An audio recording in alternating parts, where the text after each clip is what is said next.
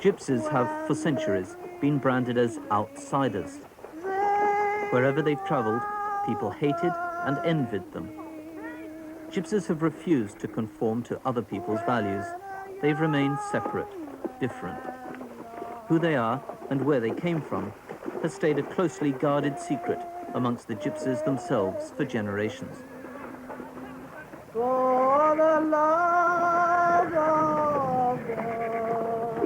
In Britain today, they're a mixture of travellers, tinkers and Romanis.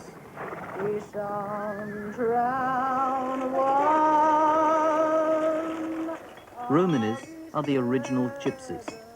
They arrived in Europe by the early 12th century with their tribal trades, language and customs.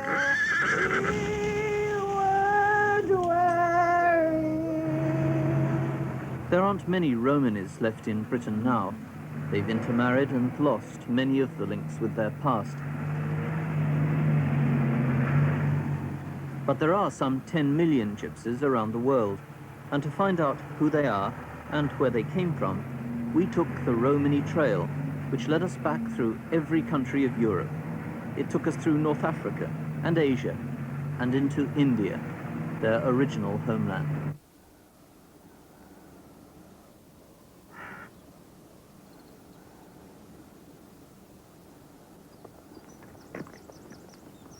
We discovered tribes of Gypsies still travelling in northwest India.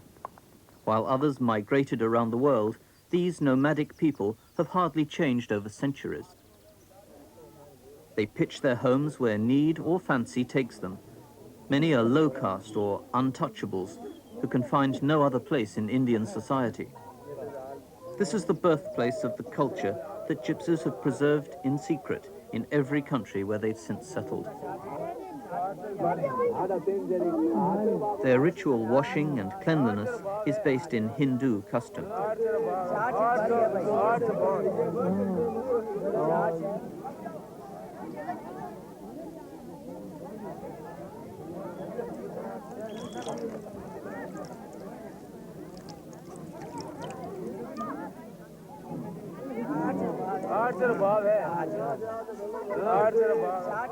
The Hindu religion is also at the heart of Gypsy superstitions.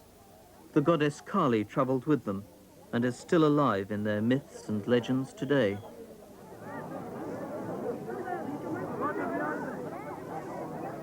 The Romany language is based in the Hindi dialects of North India. It's still spoken by Gypsies everywhere.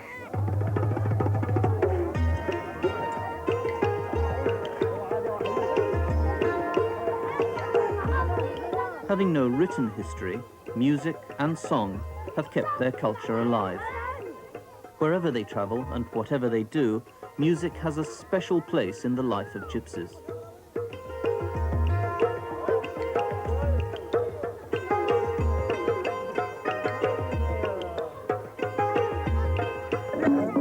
There are two sorts of Gypsy music, a public sort, where they perform for money, and a very different private sort, never seen by outsiders, like their puppet shows, a family tradition handed down from father to child.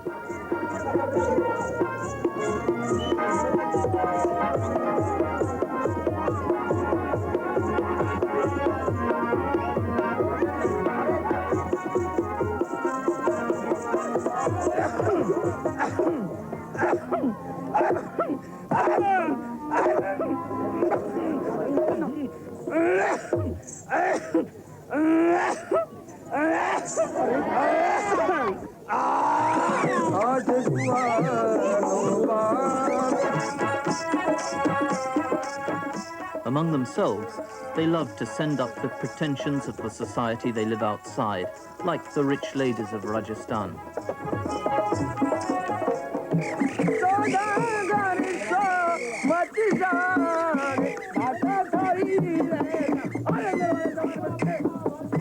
After making fun of the Maharaja of Jodhpur, they go and entertain him in his palace.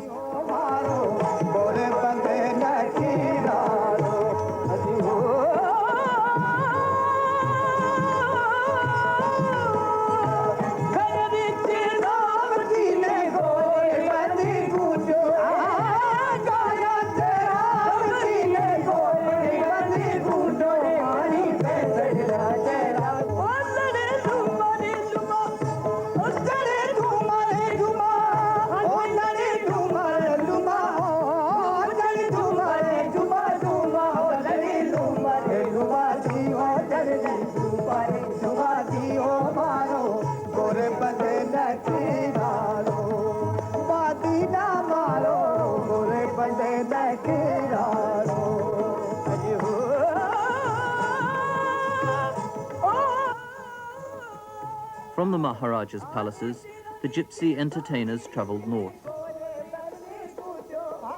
The Persian poet Ferdowsi described how almost 1,000 years ago, a prince of the Sasint dynasty brought gypsy musicians from India to entertain him in the Persian courts. There were more migrations out of India in search of work or to escape the many famines, wars, and hardships.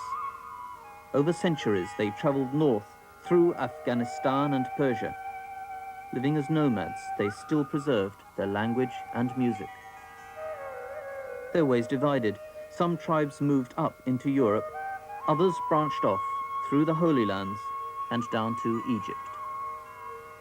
We followed the Romany trail, which took us down the River Nile in search of the gypsies of Egypt.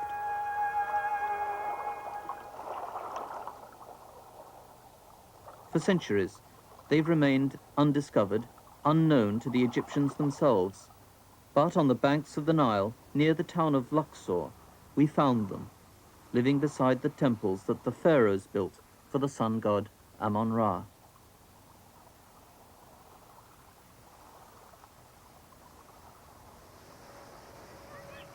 They live on the outskirts of town, as gypsies do everywhere.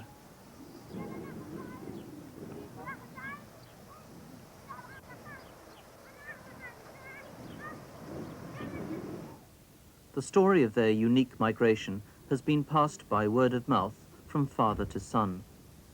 Joseph Mazen is head of the gypsy tribe in Luxor and is the keeper of his people's history. قبيلة من كردستان. القبيلة بتاعتنا جات من كردستان. Our tribe originally came from Kurdistan. Its name was Nawar al-Hamamsha, and it was called Nawar because of its founder's name. Nawar is the name that applies to all our people here. From Kurdistan, we descended to Egypt many generations ago, having been cast out of our homelands because of our evil deeds and bad reputation.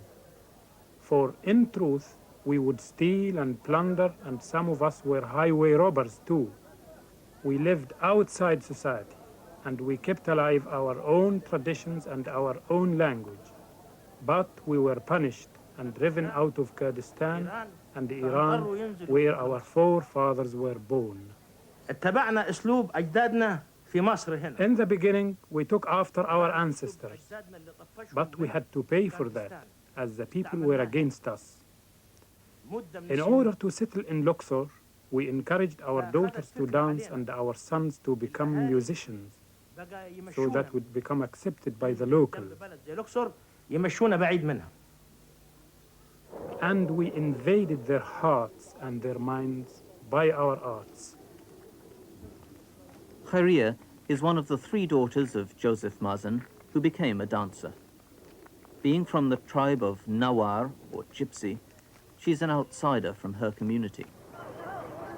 The youngest daughter is Radia, with whom respectable people don't want to be seen walking, let alone talking.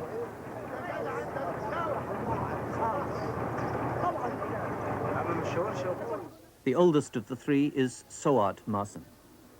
Refused a place in polite society, Soat became the local prostitute. To try and gain some semblance of respectability, she and her sisters became professional dancers. The only time I wish I wasn't a dancer is when a man of another tribe falls in love with me or one of my sisters. His family would fight a war to stop him marrying a Ghaziya, a girl of bad reputation. His family would say, "How can you do such a thing to us? How could you marry a daughter of Mazen, a dancer and a singer, a girl who performs in front of others, and from the tribe of Nawar?" Then such a marriage becomes impossible. That's what hurts and makes me sometimes wish I wasn't a dancer. They call us by the name Ghaziya. To them, it's a dirty word, but to us it means that we invade their hearts with our dance and in any other way they want. كنت عايزة بريئة ولا واحدة منكم يسرح لي يسرح لي. أي. ونسحب بعض بدون ما حد يشعر وبنتغلب. We don't care what they say about us, because at the end of the day, we give them their money's worth and they get what they are after. وبطريقتنا احنا الخاصة بنتغلب على كل ده.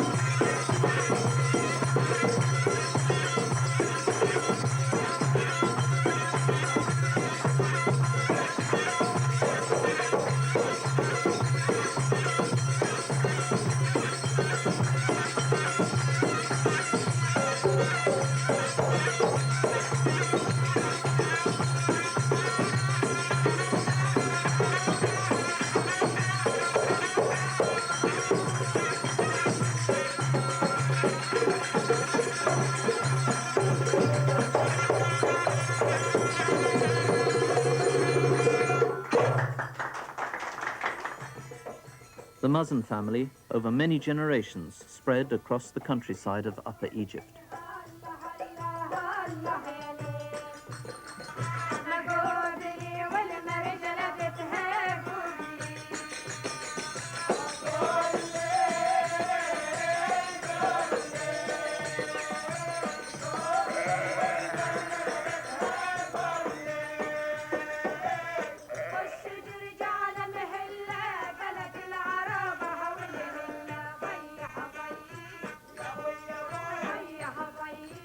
Some of the poorest relatives live in the outskirts of the town Kus, where they're among the last people to preserve the great tradition of the epic ballad, which is fast dying out in Egypt. Said Dawi is a poet. He's passing on to his son the art of the gypsy epic singer. The story is of Abu Zaid, a dark gypsy hero with a special place in Arab culture. Said Dawi is one of the last remaining teachers of the ancient ballad.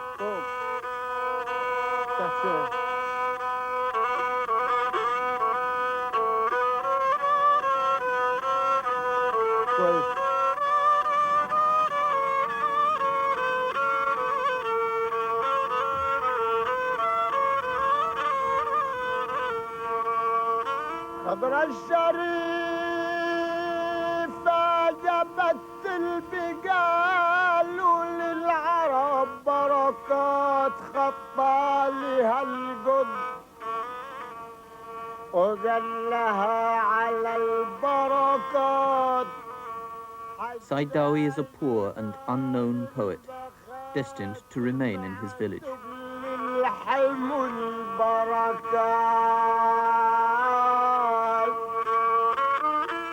But one member of his tribe broke with his past and went to Cairo. He became a star of stage and screen, perhaps the most popular folk entertainer in the whole Arab world. His name is Mitkyle. والساعة كم على باب السيمة ساعة شوف الساعة كم دقيقة.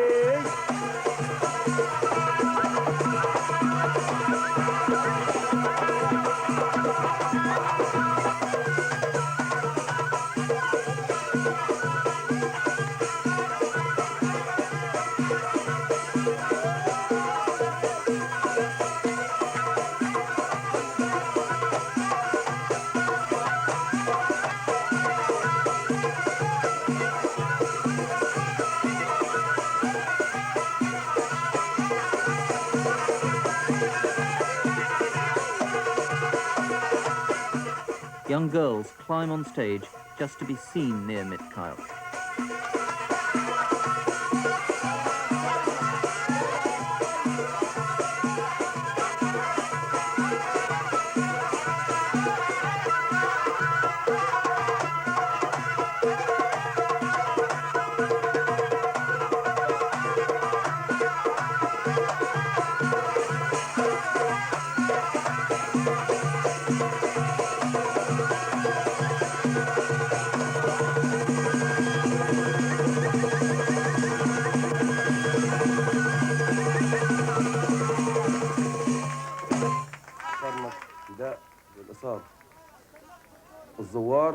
من ضمنهم ما اعرفش انا لما اقعد جاي الناس من مصر. I was born near the temple of Karnak, like the rest of my family who were poor. One day, I was told an important group of guests had come all the way from Cairo and to hear me play. Well, they heard me play and brought me to Cairo. That was my lucky day. After taking Cairo by storm, Mikhail traveled the world. In Paris, he was signed up as a star in French porno films. On his return to Cairo, he could boast no less than 9 wives and 14 children.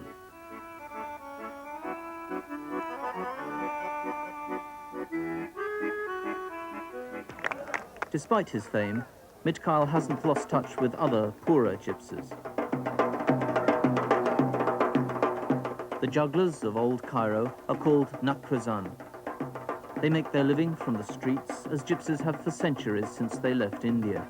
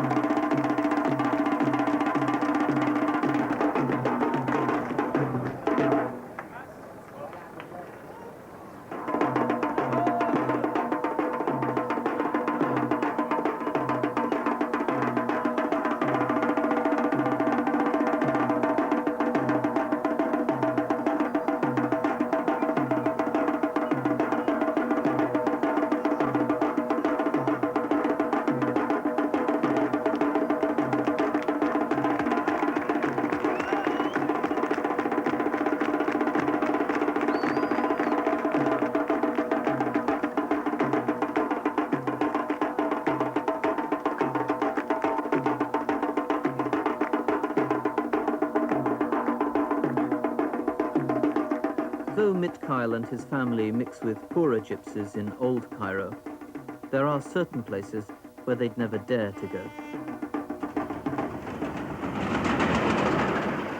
Behind the city railway lines is the infamous district of El Hashish. It's a ghetto of the drug dealers and criminals of Cairo. Many gypsies have to live here with their families, as they too are classed as undesirables.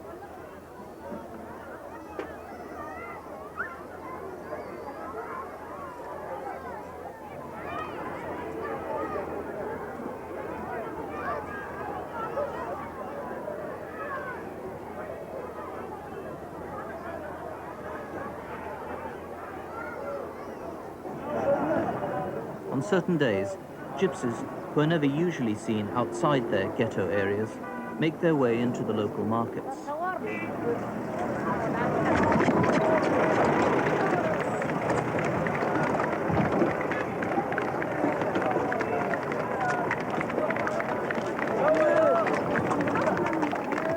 They've come to make money by performing the traditional arts that gypsies carried with them on their long migrations, hidden from the eyes of the law by the bustle of the market.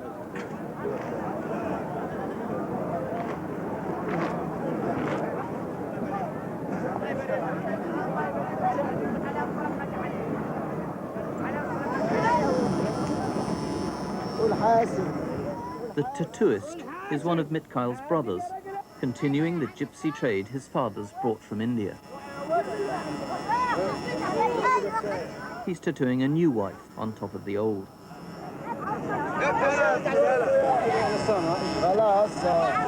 حاسب قوي طيب يا اخي يا عم حاسب ما تخافش حاسب يا عم قوي طيب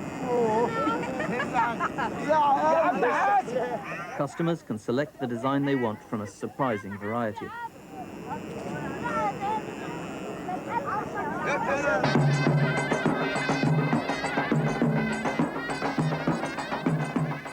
Gypsies dance to the same two-sided drum and pipes that their nomadic forefathers brought from Rajasthan.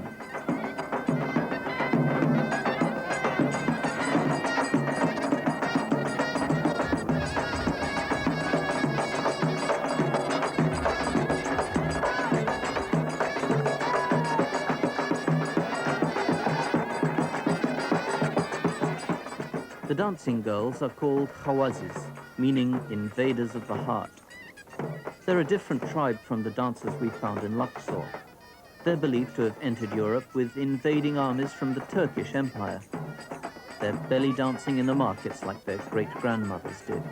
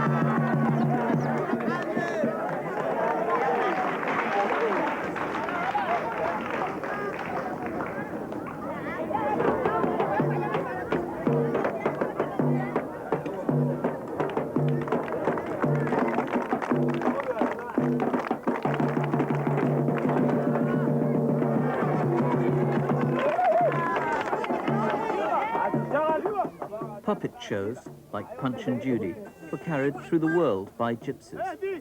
They do the same in England today.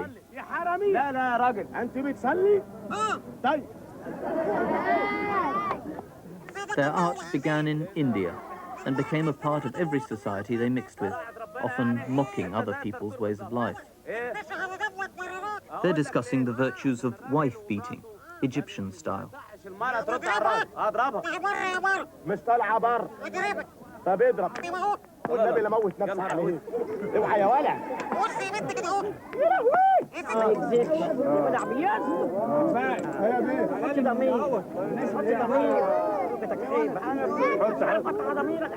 The fortune tellers performing her traditional role of telling people what they want to hear and then charging them for it.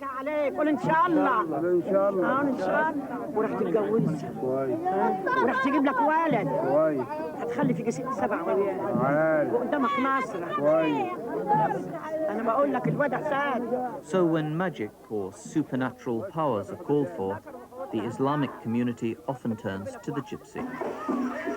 This procession in Old Cairo is leading to an exorcism.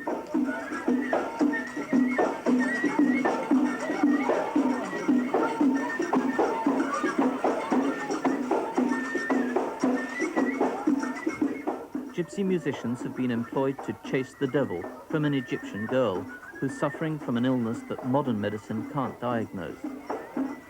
This public parade is followed by the most secret of ceremonies.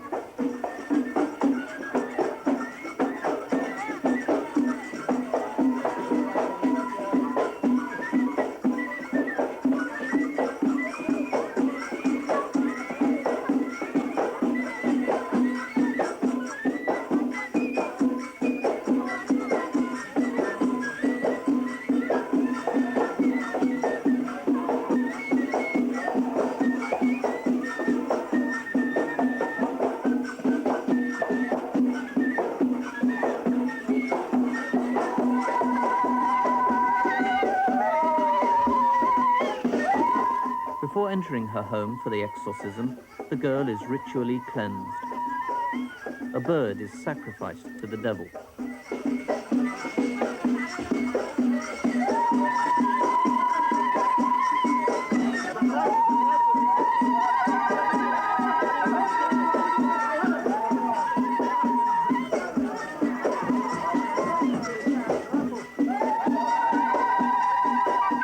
The exorcism begins as the gypsies try to identify the devil causing the girl's illness.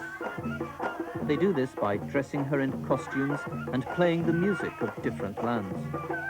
If and when she falls into trance, they will have found the nationality of the devil and can banish him. First, they try an Arabian costume.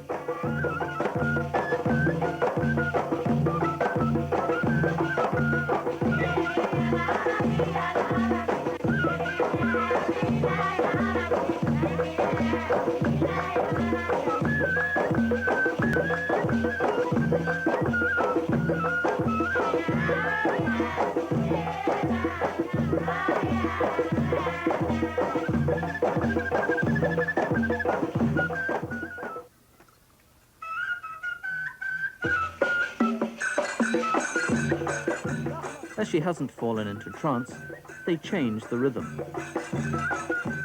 To attract the devil by whetting his appetite, they add some live chickens.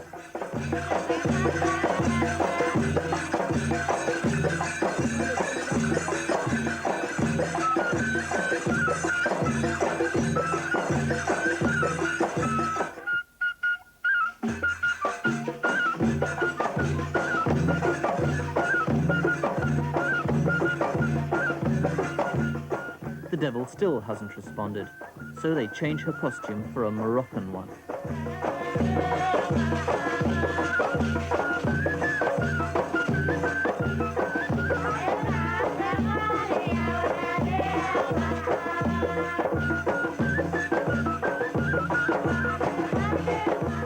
Next, they try a Tunisian cape.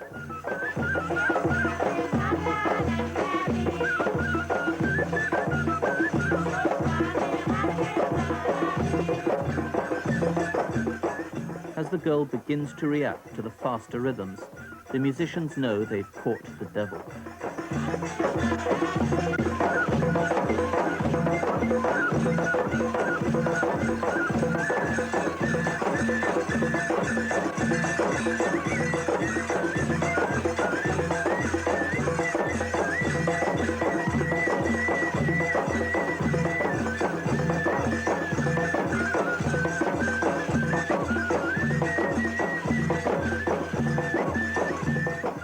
By now, the gypsies have performed a sort of spiritual journey through the costumes and music of the lands of their ancient migrations to and from Cairo. Outside the city, near the oasis of Fayoum, are the tribes of nomadic gypsies who still travel through Africa, taking their music with them.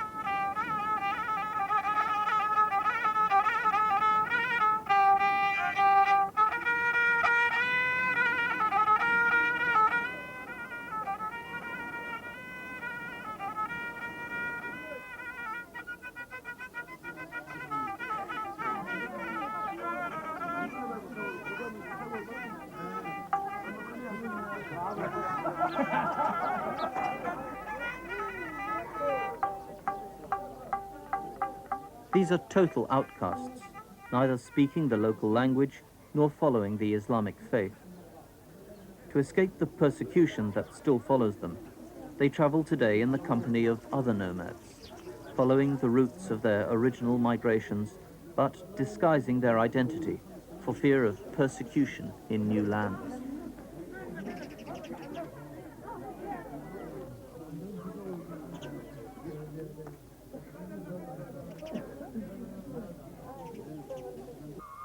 If gypsies did in fact take a North African route towards Spain, little evidence has been found, apart from a few isolated communities on the way. Some people deny there ever was such a migration. They claim that gypsies entered Spain not from Africa in the south, but from France in the north. Others think they entered from both directions. we found some of the original settlements near Granada, hidden in the hillsides of Andalusia. In the caves of Guadix, the most primitive gypsy flamenco still survives.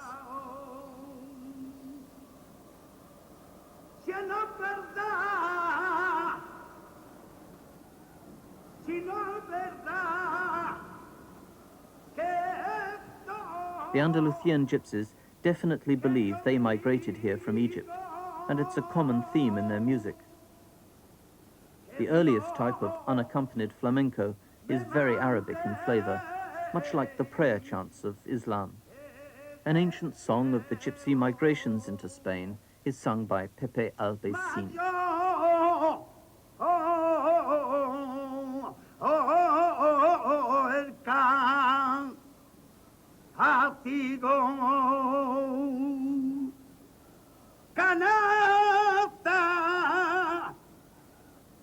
Yo vengo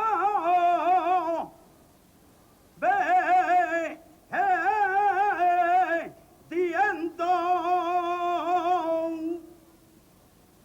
que para darle a mi dana yo que comer.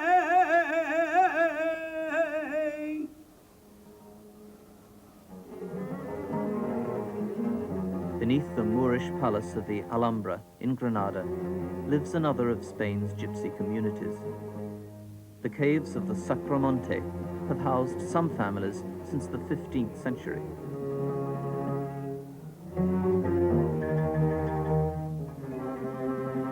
This must be the only place in the world that gypsies have turned themselves into a tourist trade, relentlessly aimed at the pockets of foreigners.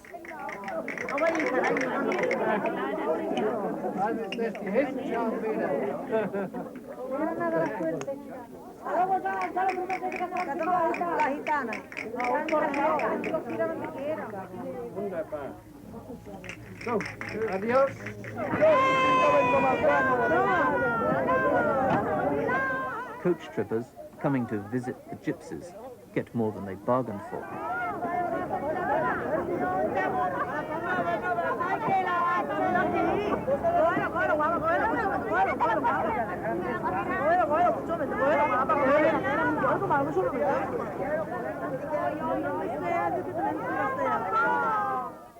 But gypsy life is full of contradictions here, for the Sacromonte also hides the most intimate and ancient ways of gypsy living.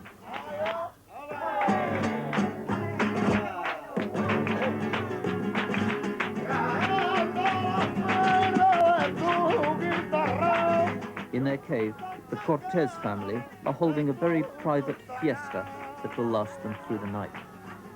Flamenco is a mixture of the Moorish, the Andalusian, and the gypsy. And in a family gathering like this, it takes on a very special quality.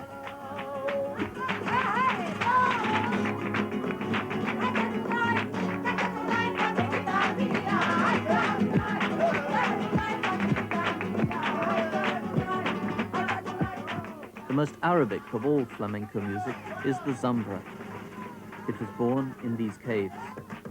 One of the greatest gypsy dancers, La Mariquilla, leads off.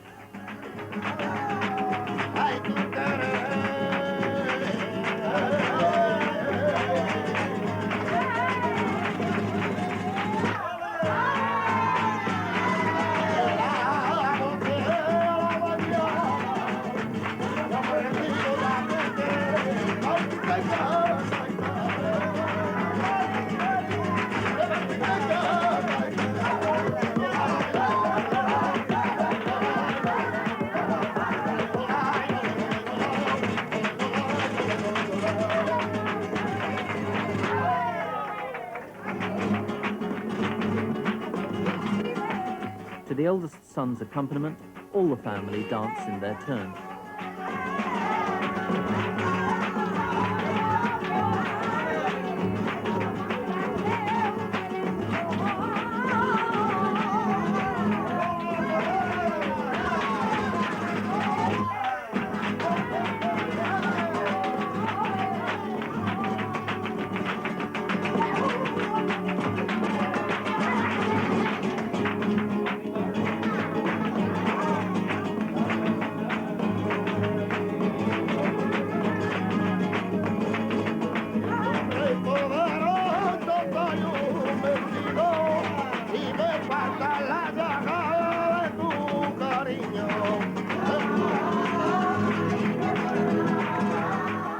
final Zambra is left to grandma.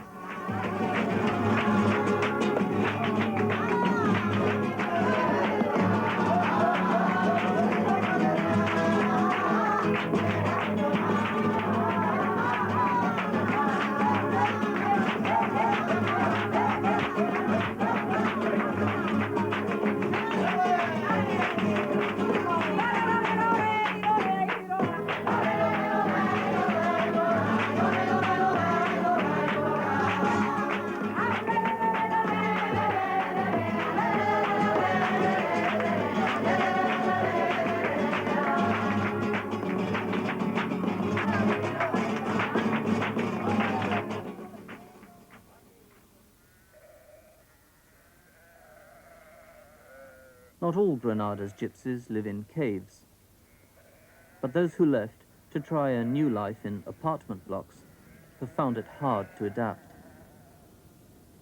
Many have kept their semi-nomadic lifestyle, taking their livestock with them.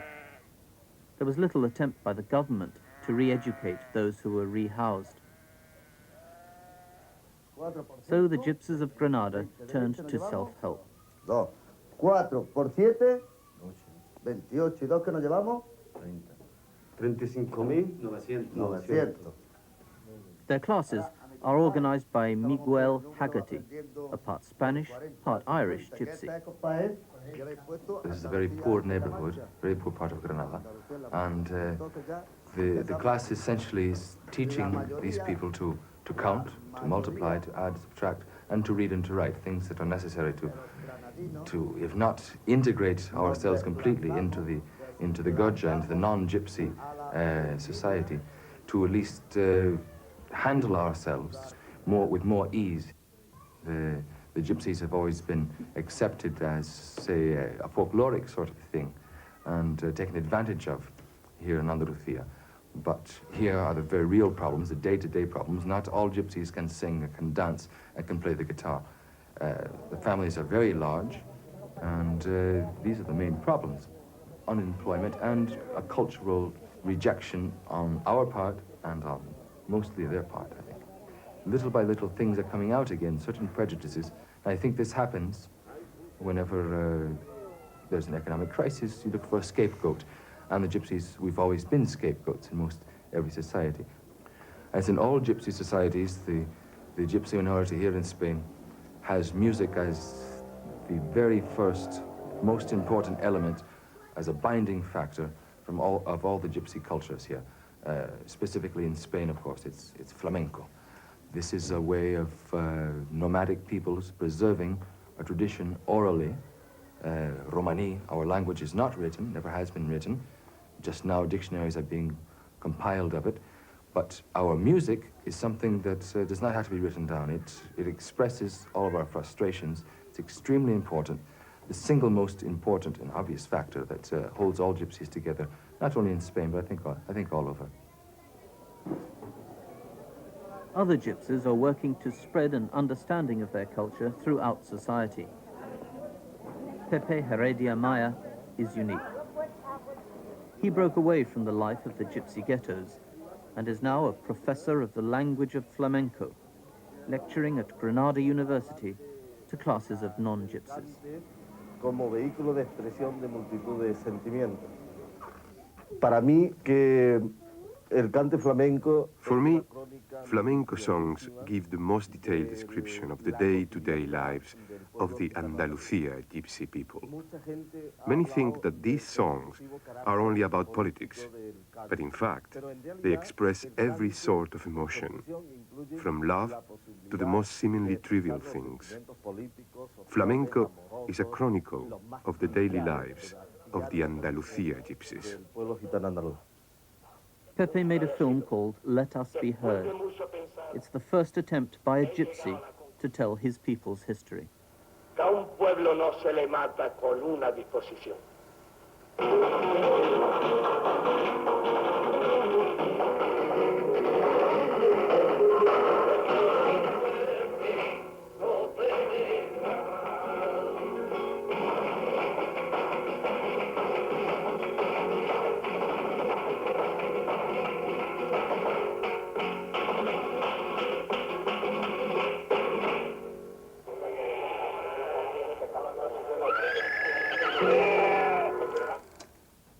Lorca, repito, en una... The great poet García Lorca said that flamenco music originally belonged to just a few Andalucía gypsy families from the south of Spain. The very last remaining link with that great tradition of flamenco is an old lady who could truly be called the matriarch of old-style flamenco. Her name is La Perata. Ay, que yo dinerito no tengo, niño, para entretenerte.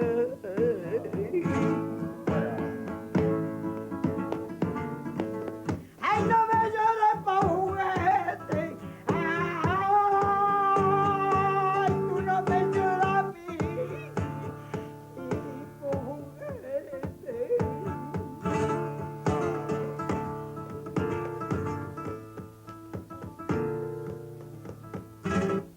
Ay, no me llores por juguete. Ay, tú no me llores a mí por juguete. Es que yo hoy te voy a comprar mucho. Antes que vengas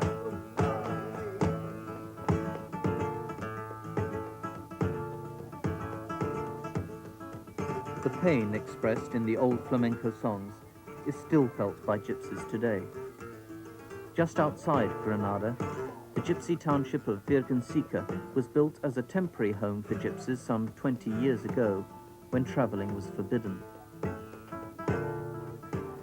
But the people are still there, and a new generation has grown up which still uses flamenco to describe their feelings of rejection.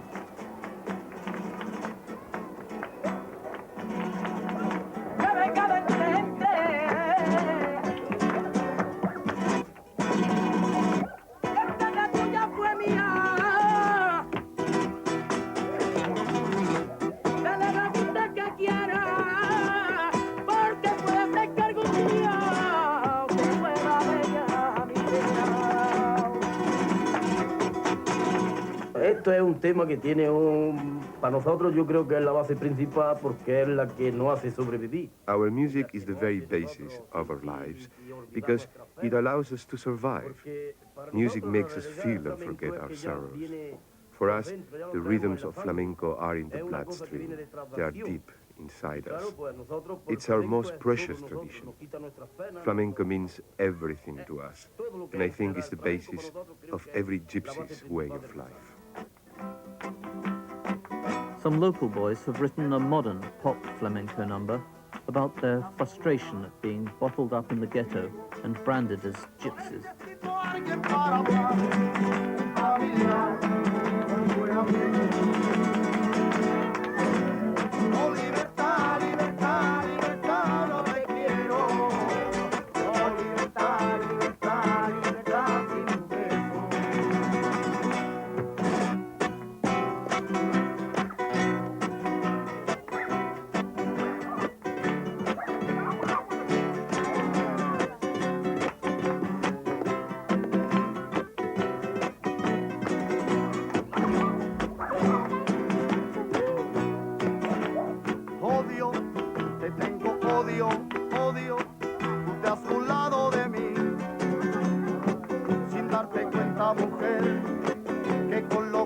te amé,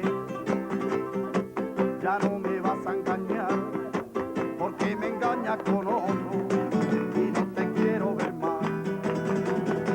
Pero algún día pagará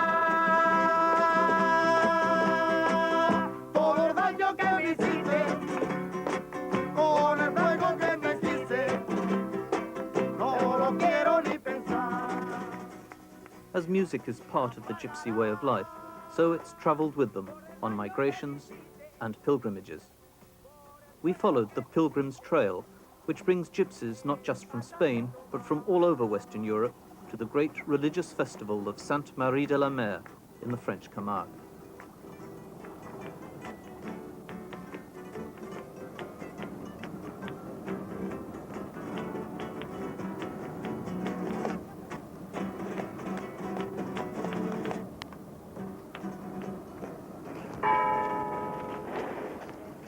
The service at the Catholic Church of Sainte Marie is symbolic of the gypsies' power to adapt to other people's ways of life. And it's symbolic of the unique, unchanging heart of the gypsy culture itself. Musicians from every country join together to play at the service in honor of a Christian saint.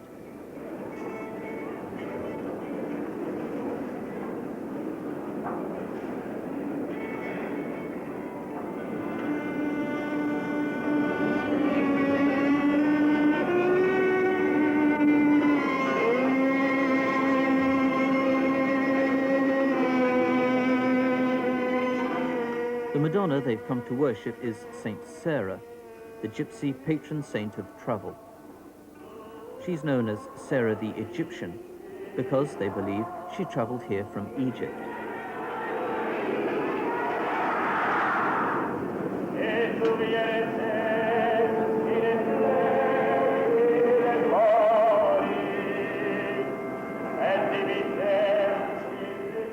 In the Romany language, her name's not Sarah the Egyptian, but Sarah the Black One, or Kali.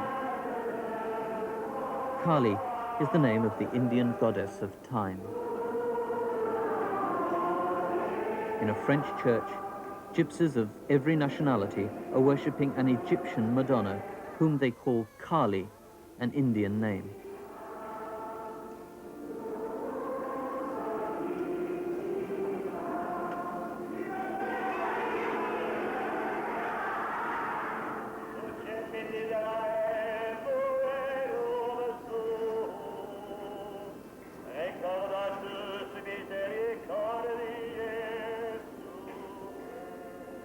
Kali, the Black Madonna, unites gypsies everywhere with their homeland in India.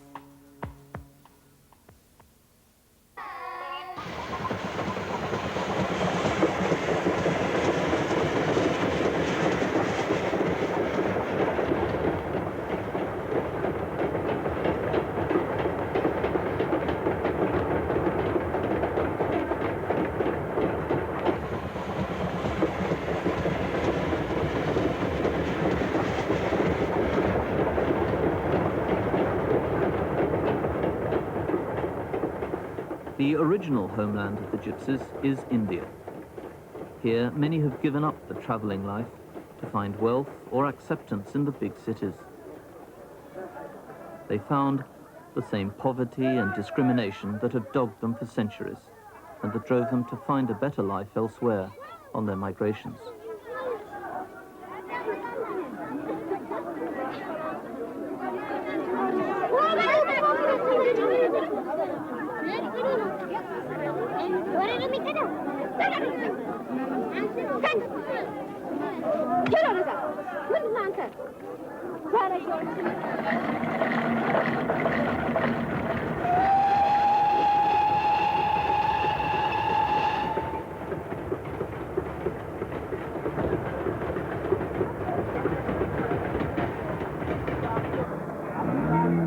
Some gypsies only travel as far as the city centres, where they try and make a few rupees by playing their tribal music.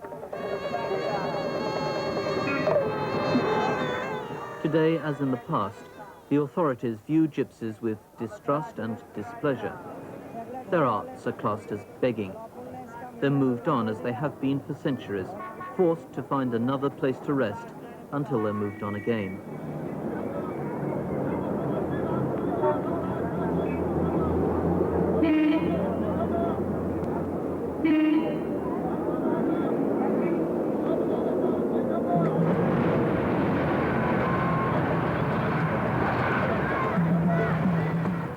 From city to city in North India, whole gypsy families scrape a living off the streets.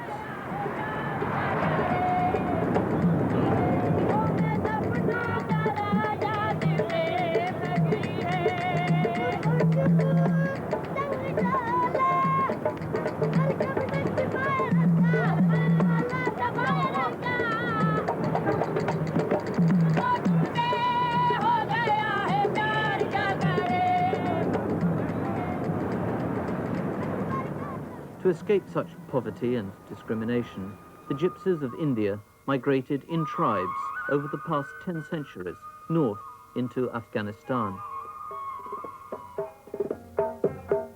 Early this century, their caravans smuggled anything from drugs to guns, as they do today across the deserts of Afghanistan. They followed ancient trade routes, taking their music with them.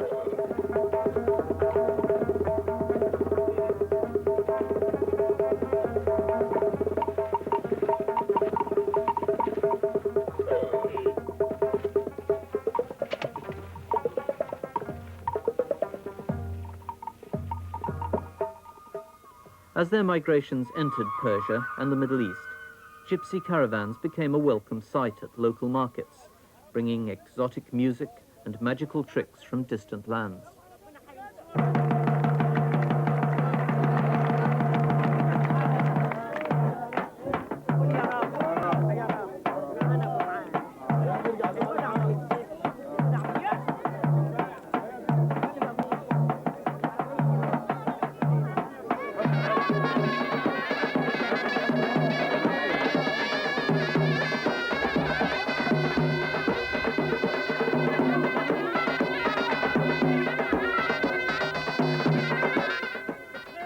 At every stop on the Romany trail, gypsies are classed as outsiders, so they keep to themselves with their own language and customs.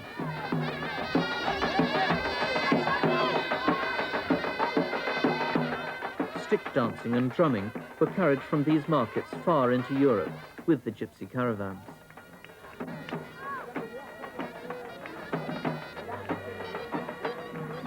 Their migrations seem to have followed two main routes, one splitting off through the Holy Lands into Egypt and North Africa.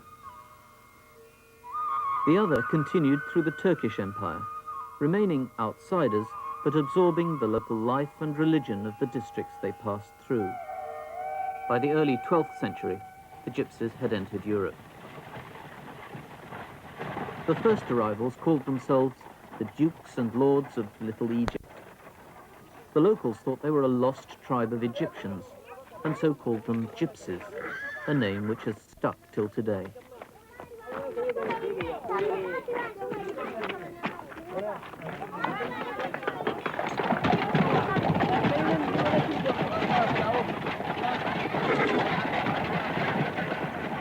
But these nomads of Indian origin frightened people with their strange appearance and rough ways. They were never allowed to settle for long, and many moved northwards into the highlands of Macedonia. We followed their trail into Eastern Europe, where some 5 million gypsies now live.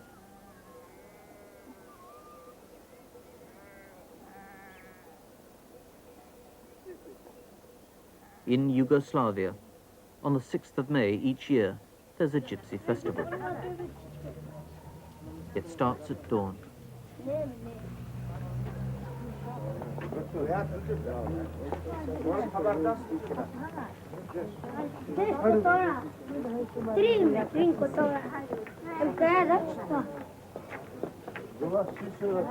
The Greek Orthodox Church in Skopje is where the gypsies begin their week of celebrations, though most families have been Muslim since they arrived here in the 14th century.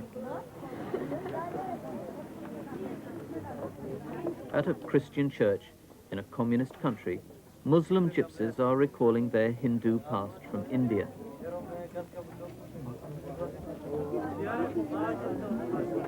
They're celebrating the festival of the god Indra.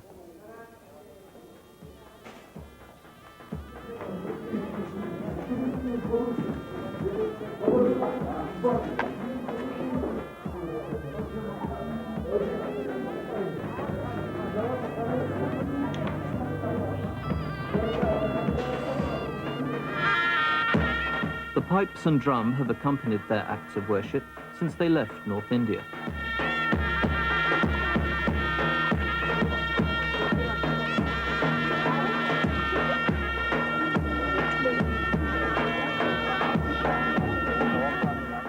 This simple ritual, with its purifying use of water, is bridging 1,000 years of travel.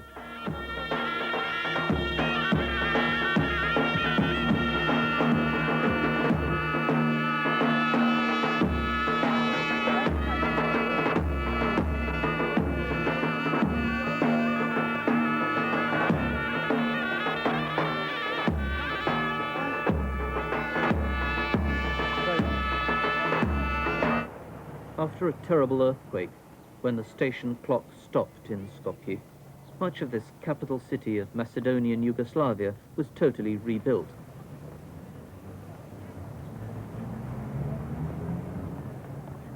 Though it houses the largest gypsy community to be found anywhere in Europe, they don't live with other Yugoslavs in this fine new city. Gypsies are found in the old part of town, where they run many of the family stores.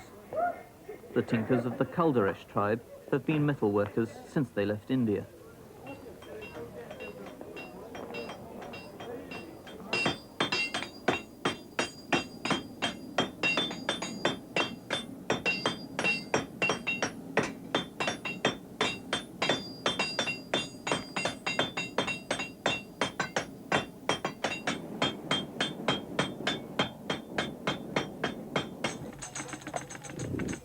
Nearby are bear trainers of the Urzari tribe.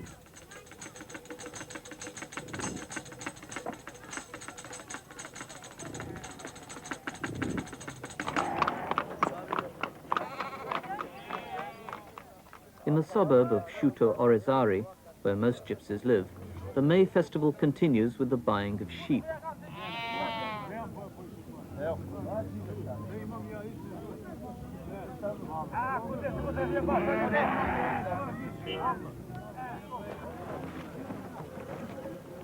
It's usual to take the animal for a walk before you eat it.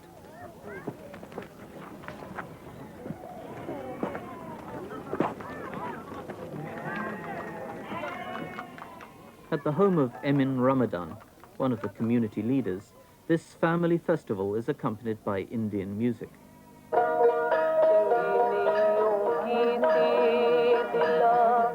1,000 sheep are sacrificed this evening to bring the gypsies good luck.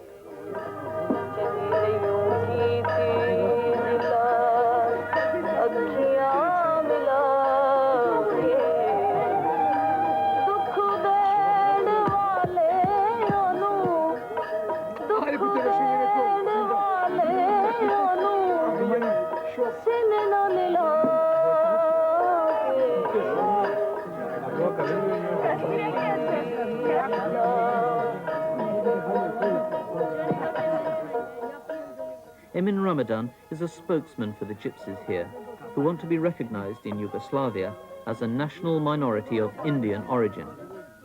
This would give them the same rights and privileges as all other Yugoslav citizens.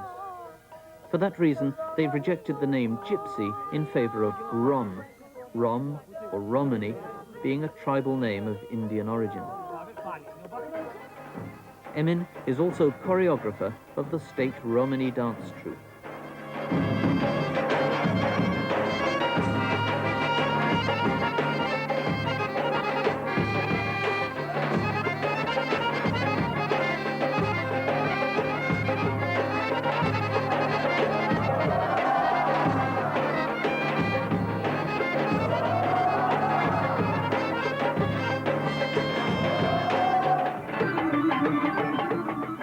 On every street, costume and music recall the Indian past of the Romany people.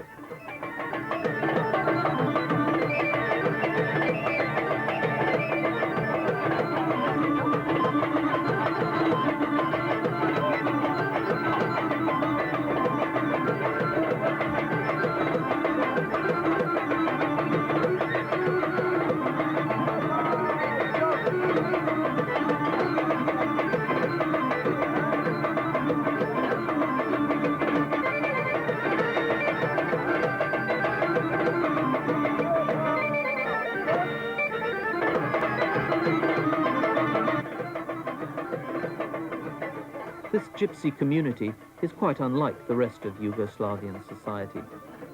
They've managed to preserve their own identity and Indian culture, even when it's frowned on by the state, like the public displays of Pelivani wrestling with oil.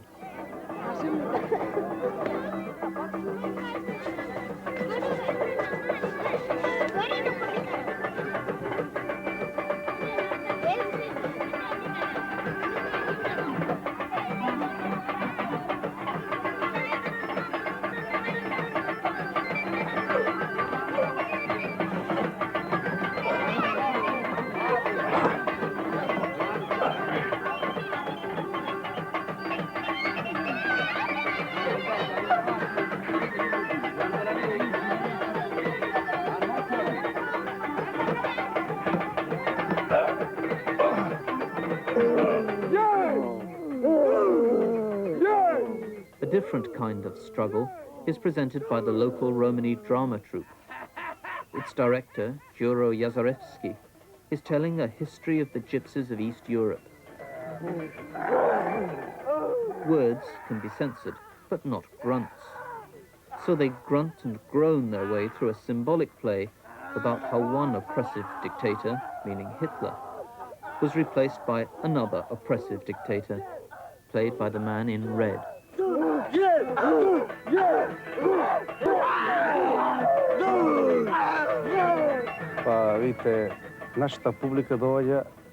Our gypsy public loves to watch this kind of theater.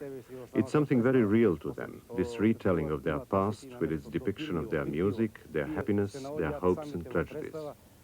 They can't remain indifferent to their past, and they love to join in this retelling of their history. The only means they ever have of knowing it is through such drama. So for them, it's the only way of learning their own history.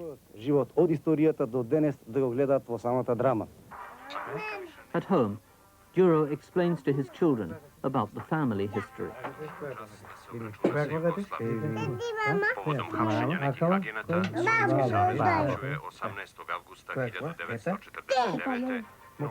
He describes how they've always been settled in this one district and how closely knit the community still is. No one marries a non-Romani here. The communist government insisted gypsies give up their traveling ways, so their photos reflect life in this one fixed community. For these people, life's been a mixed blessing since the war.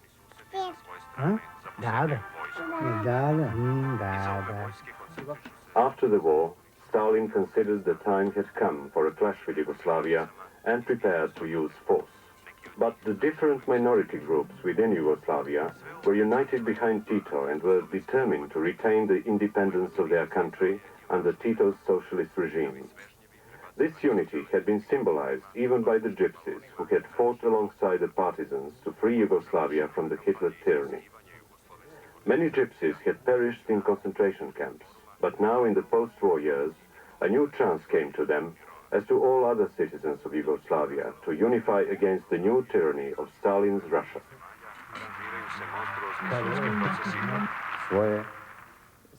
In their modern school, Romani children are instructed in the virtues of the socialist system by their non-gypsy headmaster.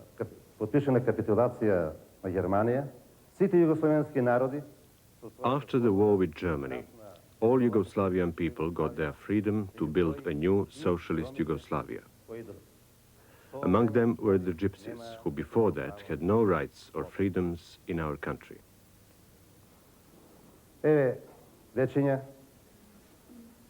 Во нова социјалистичка Југославија, Now, in our new socialist Yugoslavia, you gypsies can study, you can go to school, you can educate yourselves, so that tomorrow, when you grow up, you can help build your new socialist country. But the truth about Romany life we found less reassuring. After the war, most gypsies grew up without education and with enormous popular prejudice against them and the areas they inhabited. Many still exist in the kind of squalor the authorities don't want publicized. Deprivation and unemployment remain very high.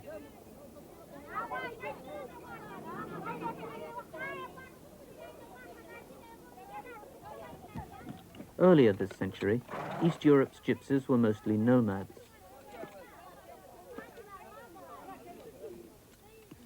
To make a living, they told fortunes and played music.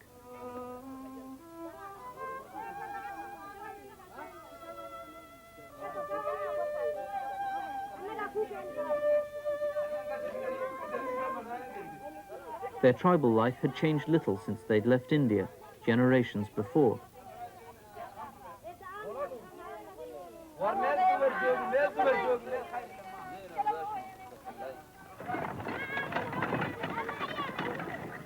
But in East Europe after the war, these nomads were seen as a threat to socialism. Gypsies were compelled to move on or settle down to fixed housing in selected areas. Some stayed, others went.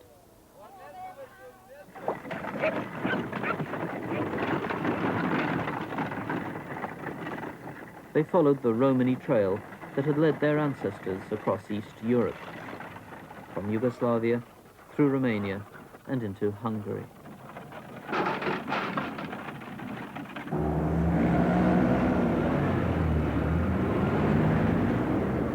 Sometimes this social integration has succeeded, though at a cost.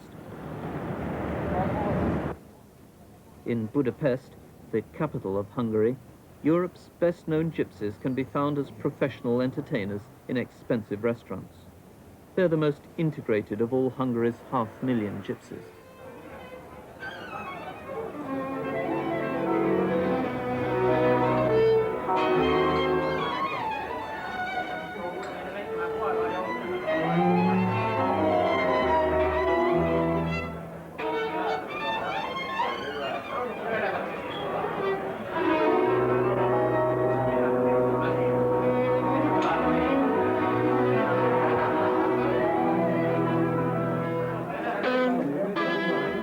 Sándor Lakatos is Hungary's most famous professional, who works the hours fixed by his local union. Gypsies have a public and private side to their music, and this is gypsy music at its most public. In fact, it's Hungarian folk tunes, carefully tailored to meet the demands of its non-gypsy audience.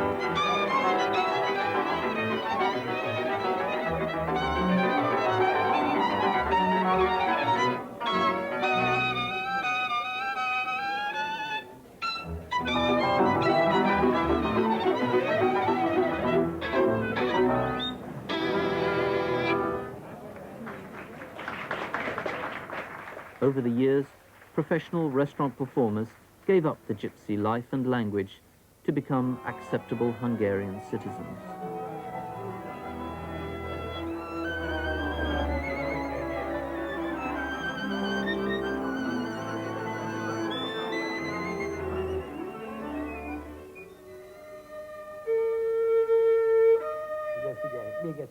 In the state-controlled Raiko School of Music, children are still trained to become restaurant performers.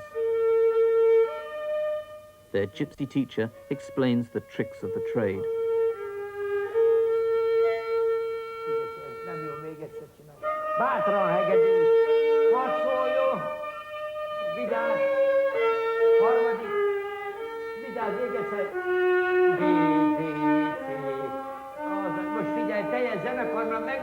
figyeljünk! Ezt basszust vegyél. Mondom, hogy ezt basszust vegyél, akkor nem menjél máshova. Még egyszer. Tovább, innen. Bátran csinál, tessék! Már mutattam! Úgy, mint az előbb. Érted velem? Ez a tempód, még egyszer. D, D, G, F, E, E, F.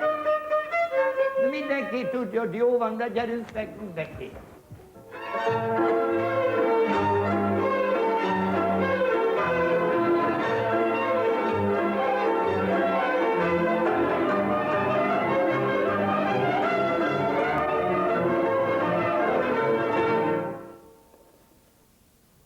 Meniat Lakatos is Hungary's leading gypsy teacher and writer. Usually, it is extremely important for minority groups to preserve their own culture. For the gypsies of Hungary, despite official attempts at integration, their own inner culture remains very strong. And it is due to this strength that these people have been able to remain gypsy through the centuries. At first, people tried to destroy our culture, regarding us as outsiders.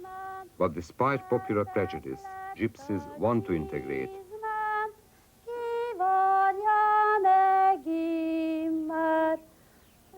At an infant school in Hodas, in Hungarian Transylvania, gypsy children are learning how to speak Hungarian.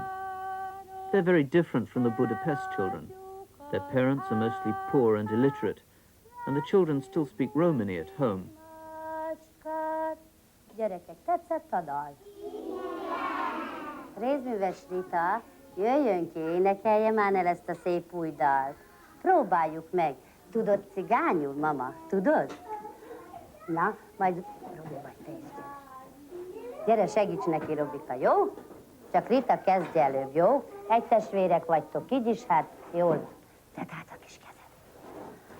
Mama, drágó, mama. Their teachers are gypsy too.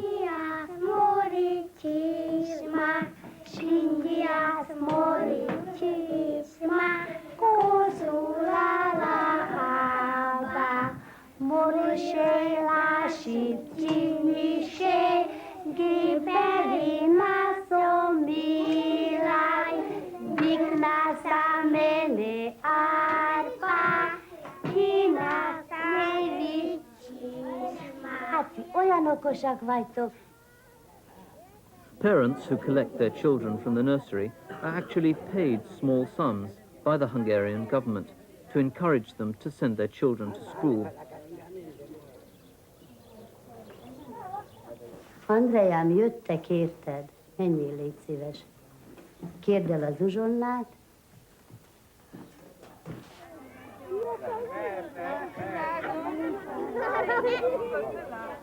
Tibikém, jöttek érted? Menjél, itt van apuka.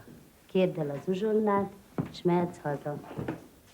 The youngest son of the Rostas family is collected by his father Tibor and grandfather Ferenc before going to church. Wherever they've settled, gypsies have absorbed other people's customs.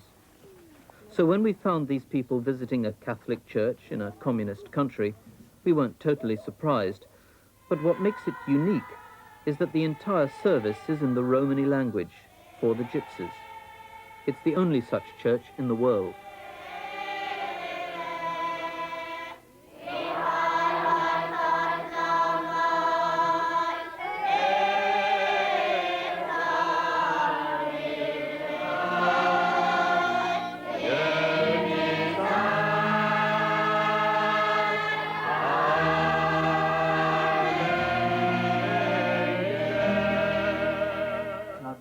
The gypsies use this service to recall in their own minds a faith and history far removed from the Catholic ritual.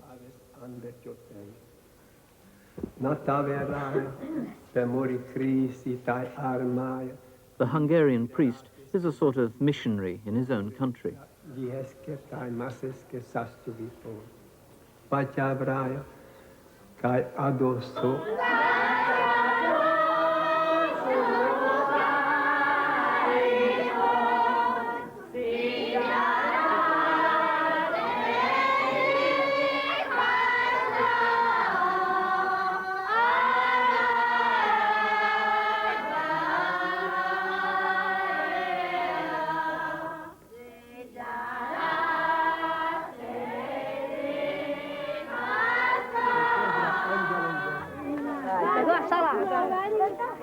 This Sunday, the Rostas family is going to celebrate the birthday of Ferenc, head of the clan.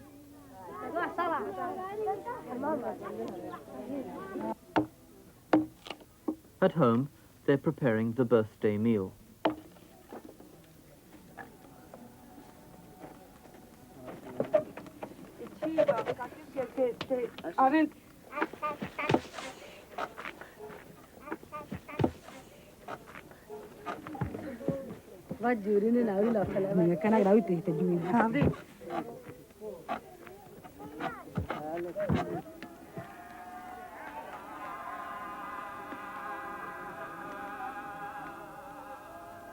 Inside the Rostas home, we found the original gypsy music of Central Europe.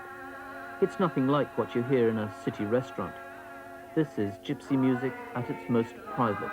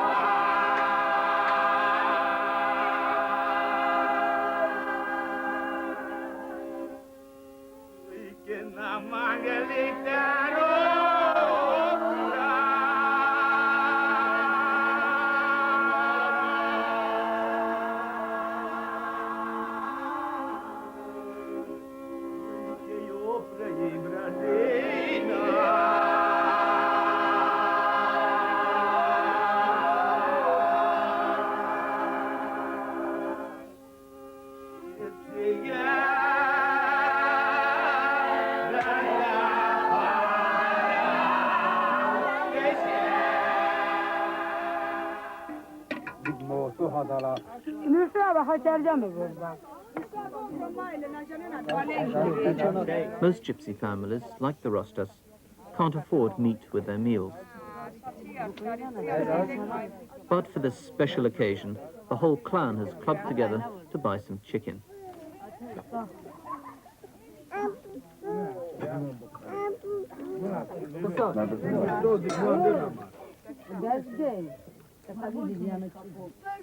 No birthday celebration is complete without original gypsy dancing.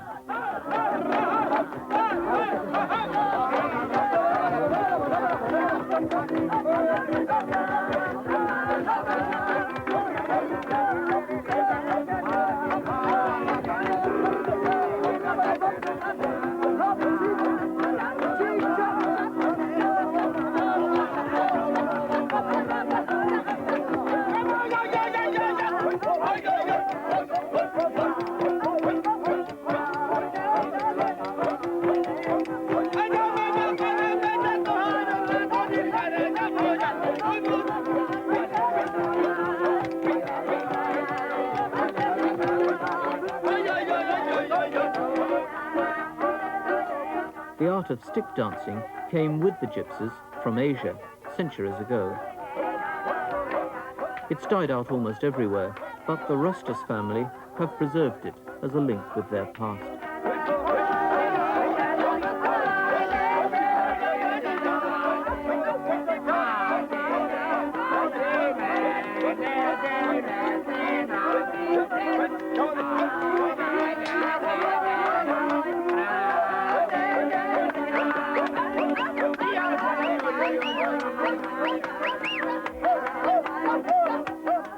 Idyllic as this life appears, we found the reality rather different.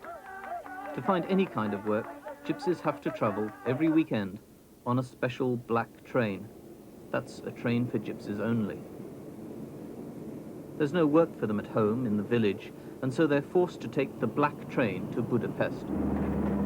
It's a 7-hour ride every week to look for work.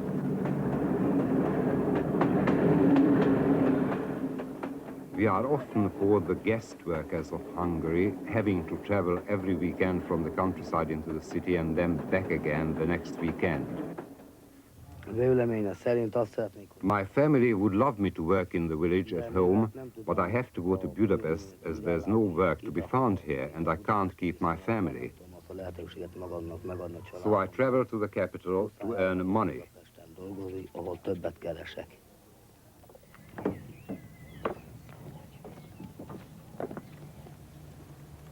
I first came to Budapest 10 years ago, and it was hard leaving my family behind. But I got used to it after a while. Workers, like gypsies who aren't educated, do manual labor, earning 4 or 5 pounds a week if they're lucky.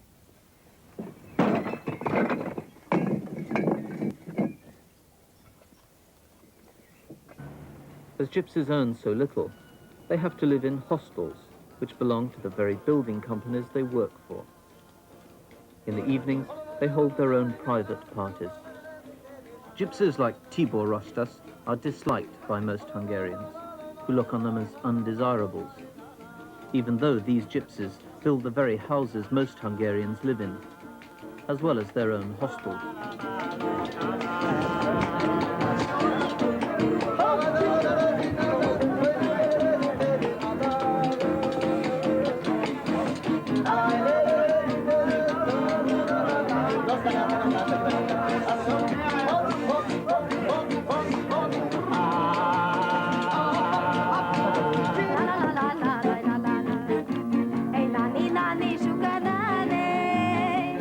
At the hostel parties, gypsy friends get a chance to display their amateur talents.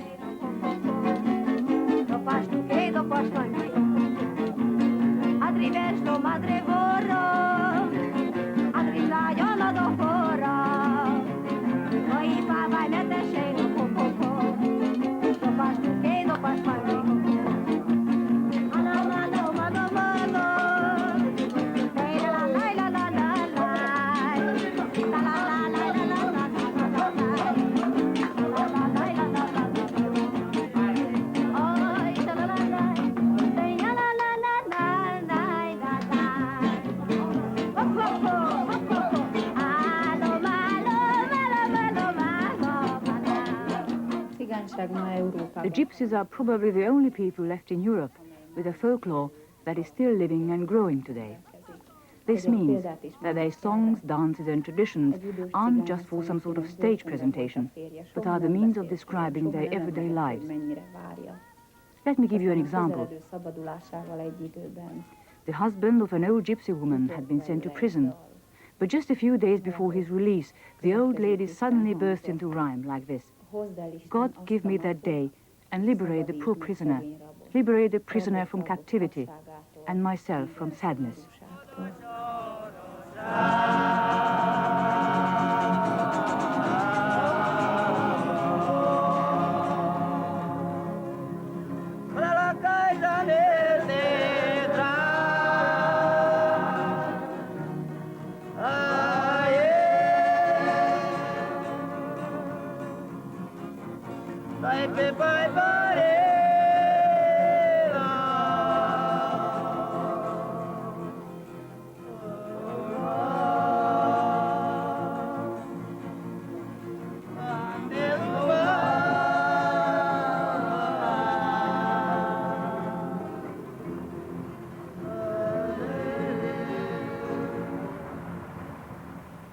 The only travelling left to Hungarian gypsies is as guest workers in their own country. But it's as migrant workers that most gypsies travel today into the industrial centres of Western Europe. The Romany Trail now leads to where money can be made, like the giant industries in Düsseldorf, West Germany, which gypsies live beneath and beside. We came to Germany because there was no work for us at home. It was because we couldn't get enough education in our home countries that we had to leave to find work. So gypsies come from Turkey and Greece and Yugoslavia. Because the Germans don't care about your education. They just want people who need work. Die Differenz ist darüber, dass wir hier The difference is that here we lead a better life and have a better chance of owning our own home. eigene Wohnung, dass wir So we can give our children a better start here in West Germany. bessere Lebensbedingungen schaffen können.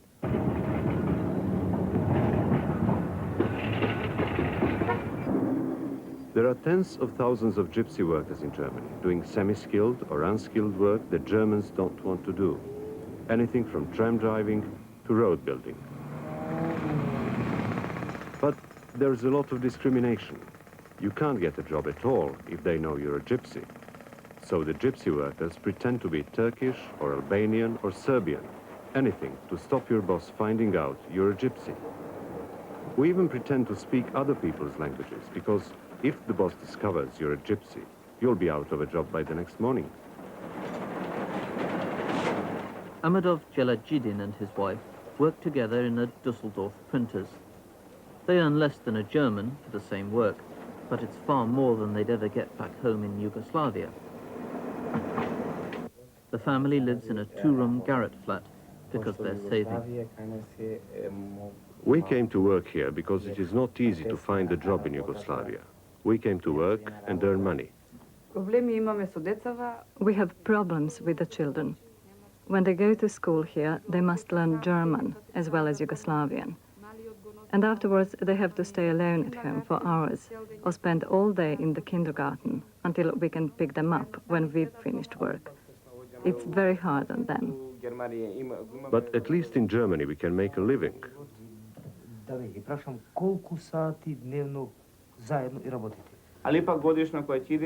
By working non-stop from early morning till night, we've saved enough to build a house back home for when we have to leave here. It's the reward for 12 hours work every day by both of us. This family, like other migrant gypsy workers, brought its music to Germany. They display it in a Dusseldorf town hall.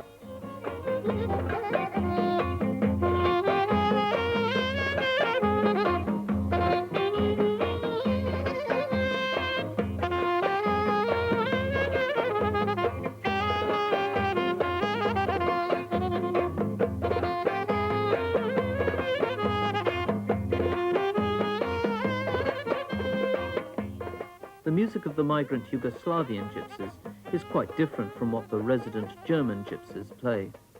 The German gypsies have learned to give their public what it wants, a sort of jazz called Sinti music. It owes much to Django Reinhardt, who was the first great gypsy jazz musician, and it's played for money.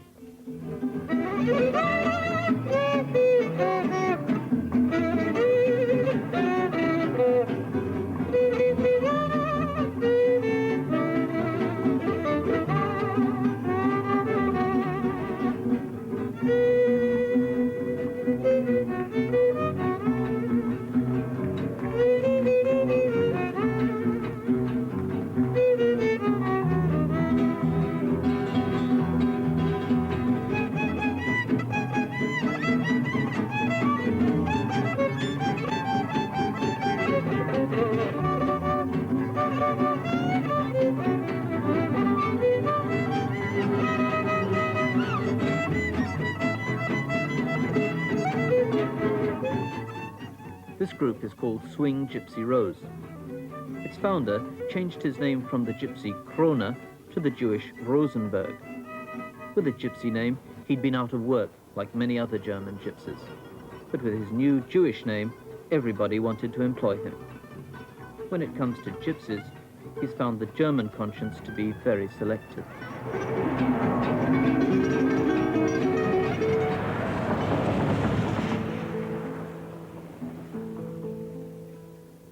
Most German gypsies choose to live outside the cities, more secure in their own company. 500,000 gypsies were exterminated in the Second World War in German concentration camps. Rosenberg, with his Polish gypsy friend Rudko, plays here a very different kind of private music. From some survivors of Auschwitz, he learned a song the gypsies sang in the camps. He sings it in the original Romany words, as a reminder to his own and other people of the the past.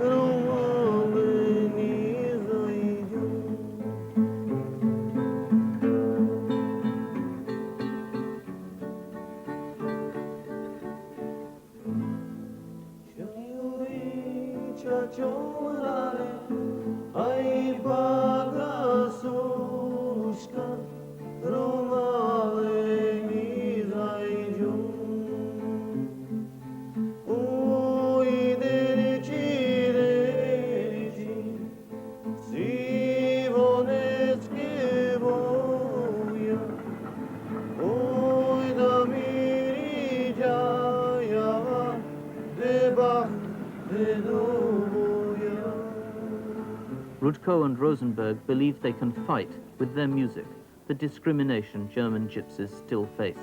I'm not allowed to work here for myself. I have a, how they call in Germany, a Fremdenpass. It means that when I want to travel out of Germany, I have to take a visa. I need a visa for this. Everybody likes the gypsy music, but nobody likes the gypsies. And we tried not only to show the music, but to show our life and our problems. Weil meine Augen dunkel sind und weil mein Haar nicht ist wie deins, verfolgst du mich seit der Geburt jetzt schon, obwohl ich doch so lang wie du hier wohn. Wie lange soll's so weitergehen? Bringen wir den Kreislauf nicht zum Stehen, werden wir am Ende untergehen. Schon in der Schule fängt es an. Als Zigeuner bist du immer schlechter dran. Da giltst du schon von vornherein als ein dummes, faules Schwein. Ein Zigeuner muss so sein.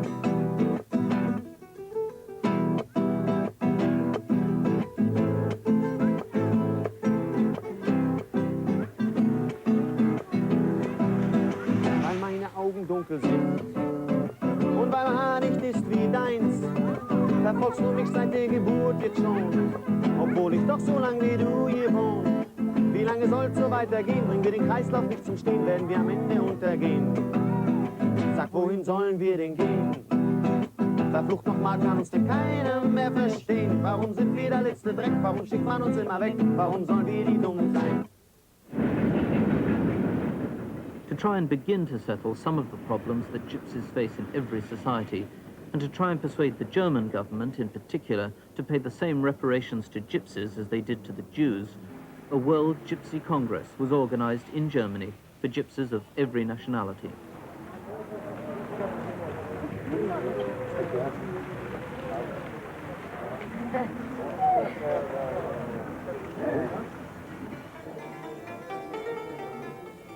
The Congress stressed the unity of language and culture of gypsies everywhere.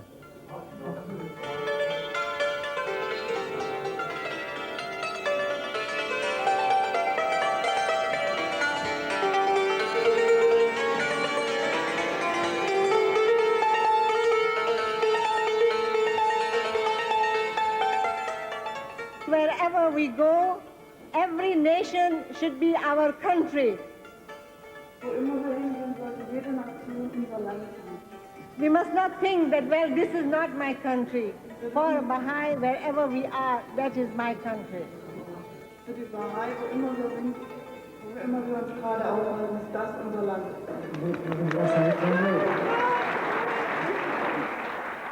The Congress called for the name Gypsy to be replaced by the word Roma, to recall the Indian birthright of all the Romany peoples, and to give them at last a real historic identity. Generally speaking, you can say that there has been a steady migration of peoples out of North India, and even Punjabis who arrive in England today are part of that same movement. Well, this may sound, quite a strange thing to say, but for instance, at the first World Romany Congress in London, when the East European Roma came for the first time, every time they saw a Pakistani family, or they said, Roma, like this, automatically they assumed that they were Roma, and in a sense they are, So Indian dancers display to all the delegates of the World Romany Congress the origins of their music and dance.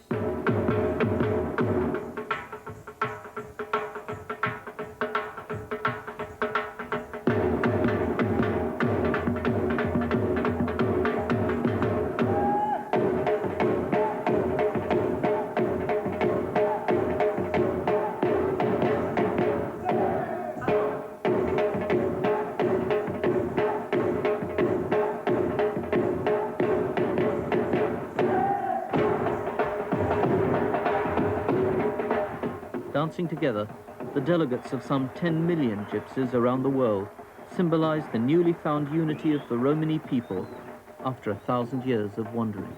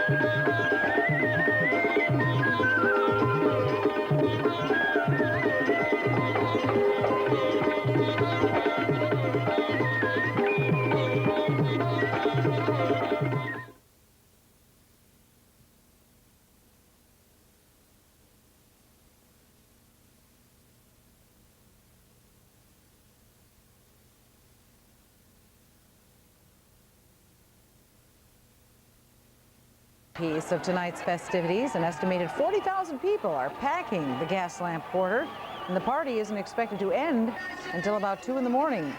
We'll take you to the real Mardi Gras celebration in New Orleans, coming up a little later in this newscast. My goodness. Whoa, on a Tuesday night. Yeah. Yes, we're scandalized. The San Diego version is much tamer than the New Orleans version. But for us, it was rocking. It was rocking, all right. Lots of information. We're overcast at about 3,000 feet.